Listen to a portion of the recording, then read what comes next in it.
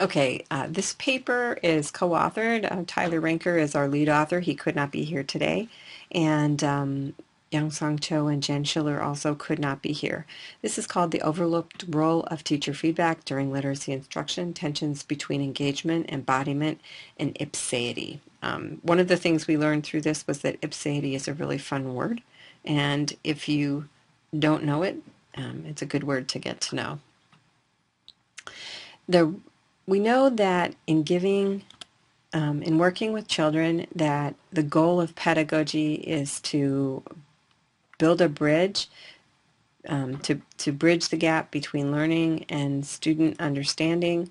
And we know that engagement is necessary, though not sufficient, in order to do that, to travel across between our objectives and also to help the child achieve understanding and application. Feedback is one means of supporting engagement. Hattie says of feedback, the most powerful single modification that enhances achievement is feedback.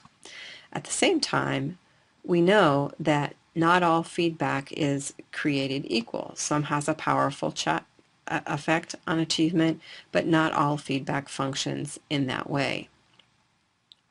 In terms of engagement, when we start looking at engagement or talking about engagement, we know that engagement means a lot of different things to different people. Just a few of those things: teacher-maintained attention, metacognitive attention, on-task behavior, school participation, all are related to engagement. And Tyler came up with a great metaphor for this as we were talking about it. He said it's like Plato's allegory of the cave. This is the idea that in this story, the prisoners are chained facing the wall. There are figures behind them who are dancing around a fire, so the shadows are being thrown out on the wall. So the prisoners can see the shadows on the wall. They know that they're coming from somewhere, but they can't see them clearly. They can't look directly at the source of those. So in the ways that we think about engagement, engagement is similar to these shadows. It's a hidden construct. We can only observe the associated behaviors. We can't look directly at the thing that we're trying to explore. For example, with students, inner cognitive processes and inner social processes, those are things that we cannot see directly. What we see are the outward observable behaviors. Some of the codes that we use, we drew from Nystrom and Gamaran, and we should point out very clearly that while we borrow these terms from Nystrom and Gamaran, we haven't actually, they're not the same. We've adapted them. So we looked at substantive engagement, procedural engagement, and then being disengaged. And I'll talk a little bit more about the engagement in a moment. In terms of the research questions, we looked at the types of feedback that the instructor provided. How does this support literacy, the student's literacy learning, and what behaviors indicate whether a student is engaged or disengaged, and how does the use of feedback relate to the student's level of engagement. And we really looked at this. I won't talk much about the theory, but we looked at this in the aspect that feedback is a mediational means for the instructor to help scaffold and support the student in a very Vygotskian way if it's functioning optimally. So for methods, Andy is a first grade student. He's the same student that you heard Rosa talk about earlier. His mother enrolled him because of her concerns from things that had been shared at school, where the school providers felt that he wasn't quite where he needed to be. He had high verbal ability, as shown on his diagnostic assessments. Additionally, those assessments showed that he needed assistance with word recognition, decoding strategies, and automaticity. Also, like many readers who are at this stage where they're working on word recognition and decoding and automaticity, it was influencing his comprehension. So sometimes Andy struggled to answer even the most literal question. Targeting literal, inferential, and critical questions was another goal. The clinicians, Miss Baxter and Miss Green, were novice female teachers in their early 20s. They're pre-service teachers, and they are near the end of their master's degree as literacy specialists. For data collection, as I mentioned, we have permission through human subjects to collect all of the data. Now, all of this data is actually collected for teaching purposes and for research purposes, but we had the video data from across the semester, but Tyler was able to choose 4 representative video segments. Videos 3 and 4 represent the clinicians at the beginning, so there's one clinician taking the lead in one video and the other clinician taking the lead in the other, and then both clinicians again at the end of the semester. And the videos that were selected represent instruction around phonemic awareness and also reading comprehension. This is a case study, a little bit about the coding of the videos here. They were coded, double coded. We used NVivo 9. I won't talk about that, but I'm happy to talk with you afterwards if you have questions. Tyler also used a quantitative discourse analysis program that he developed called QDAP, which is based on open source software from using R. And I won't talk about that either, but I'm sure Tyler would love to talk with anyone who has questions. Just very briefly, you can't see this entire chart because I've only taken parts of it out, but I wanted to give you a sense of part of how we coded across the videos. We looked at whether the child was substantively engaged, procedurally engaged, or disengaged. And very seldom are the children disengaged completely. We also looked at the kinesics, the verbal and persistence indicators. So for example, here in red you see highlighted the kinesics, body language, hand gestures, facial expressions, and things like that. And then if a student, in terms of their kinesics, is substantively engaged, they're sitting up, they're slightly forward at the midline, they're smiling or surprised, their eyes are on the instructor or the learning activity, and there are certain markers that demonstrate this type of engagement. So again, I won't talk explicitly about this, but if you have questions, I will do my best to answer them. In terms of finding, here's that great word again, ipseity.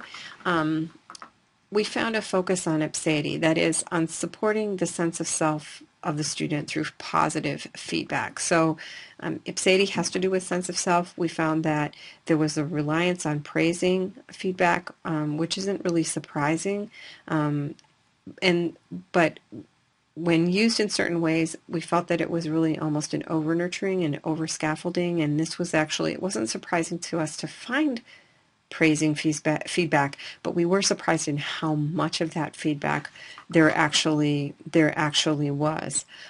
Just if you take a look here, just looking at things in terms of time, this first type of feedback, we've got down the side the numbers B1, B2, B3. I told Tyler at one point, I said, this feels like I'm playing a bingo game here, because if we look at the first example, reliance upon praising feedback, what you see here in red is B1. This is approving feedback. It's positive evaluative feedback.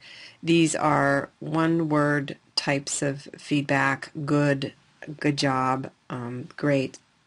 And if you look at the part that's circled in red, you can see here that under time, that out of the total time, about 7 minutes of time was spent giving this type of feedback.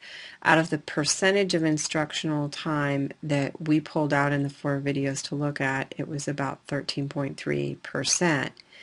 And that in and of itself isn't so surprising, but what happens is, if you look at other types of feedback, the part that you now see on screen is C2. This is specifying improvement.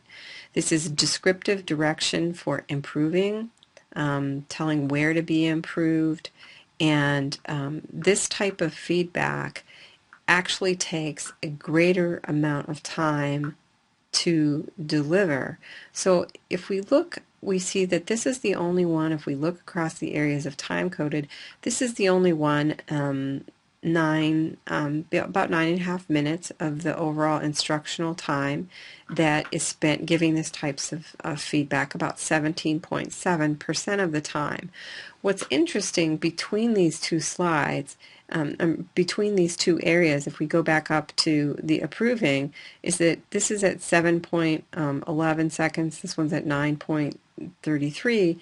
It's striking that they're so close to the same when in fact the second type of feedback, the specifying improvement, we would expect to actually take a lot more time out of the instruction than does the first type. And again, it's not necessarily that this first type of feedback is bad, but just that it's surprising to us how much time it takes. Let's look at this another way. If we look at C2, the specifying improvement, in comparison to a couple of other areas, D1, which is constructing achievement, this is descriptive feedback. It's co-constructed with the teacher and the student. The student's voice is in there. Or D1, constructing the way forward. This is again co-constructed feedback focusing on student future development. We might expect that these two, because they're co-constructed, there are two partners participating, and because they're constructing together, they're finding their way, that this actually might take up more time. Interestingly, we have 1 minute spent on D1 and 3 minutes spent on D2. If you look at the percentage of time, it's only 2% on D1 and 6.2 on D2. And so there's an awful lot of time spent on really short, quick praise. Here's some examples from what we called over-nurturing or over-scaffolding. This is from misapproving feedback. Misapproving feedback is positively wrapped negative evaluation. So it's referring to an error, but in an affirmative manner. Here, the target word is other. Andy says over. Miss Green says close. This has the TH, so it's other. Andy says other. Miss Green says that one's a hard one. The second example is our. Andy says our or close. Our, like this is our area to sit. It's a hard word to say. We also found that feedback did not necessarily capitalize on learning through miscues. We know that if we're looking at readers at this particular stage, that learning through miscues can be something that's very helpful to them. So here, as they're reading, Andy says there instead of 3. Miss Green says again, close. If I switch these letters around, but this is a number, 1, 2, 3, and in unison with Andy, they both say 3 together. This is the type of hinting that you saw Rosa talking about earlier. Here, I would argue that even if Miss Green had stopped after, if I switch these letters around, then that would cue Andy in to look at those letters again and to look at the order. Miss Green and Miss Baxter had also been working with Andy on a lot of different strategies around word study. And there were a lot of these strategies and different things up on the wall around them. So she could have also directed him to think about some of the vowel patterns that they had been looking at. But instead, she gives him a hint based on knowing his numbers, which was definitely not an issue for him. The word here is beat. Andy reads and he says, then in the running race, I bet. And he mispronounces the word beat. Miss Green says, hold on, do you remember when we talked about this word? Andy, beat? Miss Green says, beat, remember? So you won? So here again, instead of giving him a strategy to use, she basically just asked him, does he remember this word? So even though there's acknowledgement in the report multiple times that Andy was oftentimes familiar with the initial sounds. In fact, he over-relied upon initial sounds to guess at words and to attempt to decode them. That here, rather than focusing on strategies, he could use, again, the focus is on hint or just try to remember something.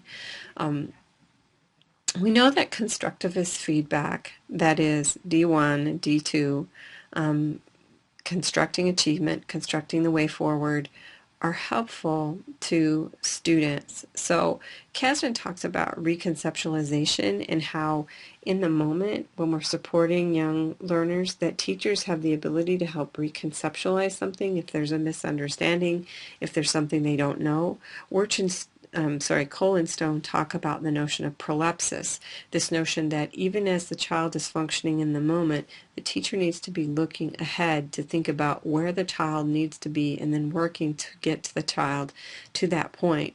We know that these are things from the literature that support children in learning and readers in growing, but we see very little of this type of feedback across the interactions between Andy and Miss Baxter and Miss Green. We also know that approving does not appear, what we found, approving does not, this type of feedback does not appear to support substantive engagement. Here's an example where they're going through a word list and they're having Andy read Cars. And if you notice, after everything that Andy reads, Miss Green is making an evaluation. Good for you. Good. Nice. Good. And again, it's not so that the point here is not that this type of feedback shouldn't be used, but just that A, there's an over-reliance on it, and B, we were really surprised how much time it took away from instruction to actually do even this type of short feedback again and again. Now, one of the other things we did in looking at this was to try to look for counter cases or negative case examples that didn't fit the pattern that we were seeing.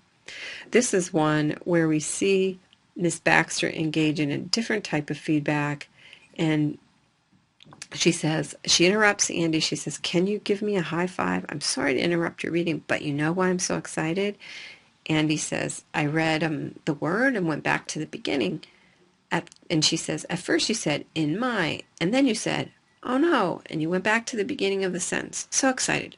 "Okay, sorry to interrupt. Go ahead." So in this case, she actually interrupts Andy to point out a correct use or a helpful use of a strategy that they have been working on with him. Andy's response in this instant is different than his response in many of the other cases. He smiles, he looks at her, he's engaged. This is different than when he's sometimes getting this feedback over and over again and doesn't acknowledge it. In fact, you'll see in the next example, specifying improvement may lower engagement in some contexts. Here we see Andy, who is reading. Andy says, "Who wants to see a great magic show?" He says, and he pulls out his tickets. "Hold on. You do need tickets for a magic show, right? That makes sense." And then Andy reads it again. Tricks. He sounds out the word tricks. So remember, we want to keep making sure that it makes sense, because tickets did make sense. And Andy actually interrupts Miss Green and starts reading, and then she says, "Oh, hold on one second for me. So tickets did make sense, but we want to make sure that the word we say matches the letters in the words we actually see." So in this case, Andy was done giving his answer. He did not, the feedback was not helping him to make a connection. He loses eye contact, and his facial features actually indicate that perhaps he is becoming frustrated because Miss Green is insisting that he acknowledge this. So what are the implications of this? Before the moment when tutors or literacy specialists are engaging in tutoring or teaching, we need to help them become metacognitive about focusing feedback on the learning goal, guarding against the use of overpraise. Teacher educators also need to scaffold talk. Boyd and Galda talk about establishing real talk in classrooms between teachers and students. I would say too that for teacher educators, we need to establish real talk with the adult students who are in our classrooms and model the type of engagement that we want them to have with children. If we don't model this in our own classrooms, in our own engagements, then they're not going to necessarily know how to do that with the children they work with. So it's a little bit like a poker game where you have to read the subtle cues and be able to give feedback at the right time. You need to be able to perceive the substantively engaged student, become aware of the context and the timing. And I would also say we need to think about the ways that learning is an embodied process. The reading is an embodied process. We need to recognize that knowledge is situated in the transaction between the world and the individual. There's a perception here from these teachers that makes it appear as though they think that reading is something that just happens in Andy's head. That the notion of transaction between individuals and across individuals is missing here. There needs to be an awareness that these transactions are mediated by culturally and socially enacted practices carried out through material and ideal artifacts. It's not just that we have the word in the head, but that we also understand its meanings in multiple ways.